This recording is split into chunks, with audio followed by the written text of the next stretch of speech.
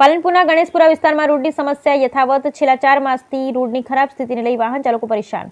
ગણેશપુરા રોડ પર પડેલા ખાડામાં કાર પટકાઈને ફસાઈ। અનેકવાર રજૂઆત છતાં 4 માસથી નથી થયું રોડનું કામ। સ્થાનિક રાહદારીઓ અને વાહન ચાલકો પરેશાન। હવે આંદોલનના માર્ગે જશે। બ્યુરો રિપોર્ટ પર ઠકડી સૌરાષ્ટ્ર।